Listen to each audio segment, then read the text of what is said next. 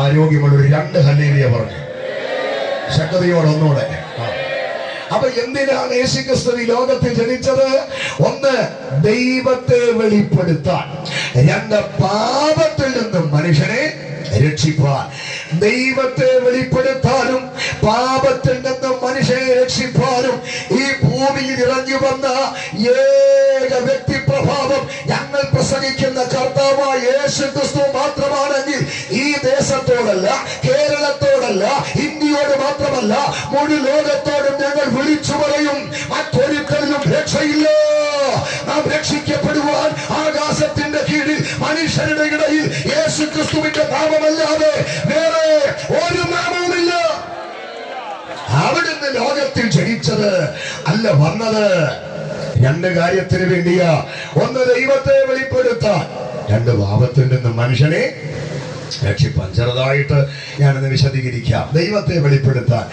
ഏത് ദൈവത്തെ? സത്യദൈവത്തെ. ഏത് ദൈവത്തെ? സനാതനാകുന്ന ദൈവത്തെ. ഏത് ദൈവത്തെ? നിത്യനായ ദൈവത്തെ. ഏത് ദൈവത്തെ? സർവശക്തനായ ദൈവത്തെ. ഏത് ദൈവത്തെ? സർവവ്യാപിയായ ദൈവത്തെ. ഏത് ദൈവത്തെ? താൻ മാത്രം അമർത്യതയുള്ള, അടുത്തുകൂടാത്ത വെളിച്ചത്തിൽ വസിക്കുന്ന മഹാദൈവത്തെ വെളിപ്പെടുത്താൻ എന്റെ യേശു ലോകത്തിൽ വന്നത്. അതുകൊണ്ടല്ലേ പാലസ്തീനിൽ നിന്ന് മാറത്ത് തട്ടി അഖില കോടി ജനത്തോടും കർത്താവ് പറഞ്ഞത്, എന്നെ കണ്ടവൻ എന്റെ പിതാവിനെ കണ്ടിരിക്കുന്നു. എന്നിലൂടെ അല്ലാതെ പറഞ്ഞേ പിതാവിലേക്ക് ആർക്കും. എന്താ ഈ വിളംബരത്തിന്റെ ആശയം? എന്നെ കണ്ടവൻ എന്റെ പിതാവിനെ കണ്ടിരിക്കുന്നു എന്ന് പറഞ്ഞാൽ ക്രിസ്തുദേവന്റെ വിളംബരത്തിന്റെ ആശയം ദൈവത്തെ കാണണോ? വാലിന് കീഴിൽ ഭൂമിക്ക് മുകളിൽ ഒരു വഴിയേ ഉള്ളൂ, അത് യേശുവാകുന്ന ഞാൻ മാത്രമാണ്. ദൈവത്തിലേക്ക് പ്രവേശിക്കണോ? ഒരു വഴിയേ ഉള്ളൂ, അത് യേശുവാകുന്ന ഞാൻ മാത്രമാണ്. ഇന്ന് രാത്രിയില് ദൈവത്തെ തേടി അന്വേഷിച്ച് നടക്കുന്ന ആരെങ്കിലും ഈ ശബ്ദസിനിയിൽ ഞങ്ങളെ ശ്രമിക്കുന്നുണ്ടോ?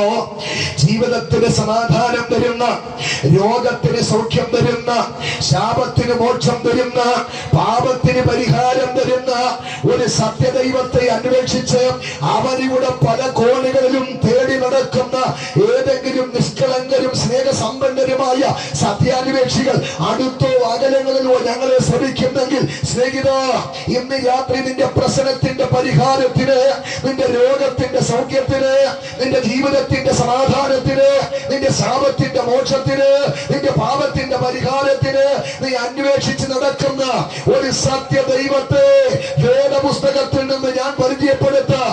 ആ സത്യദൈവമാരാ?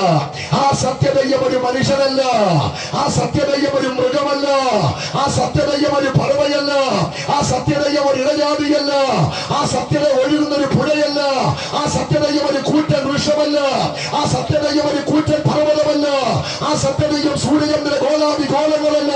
ആ സത്യദൈവമത്രേ കർത്താവായ യേശുക്രിസ്തു.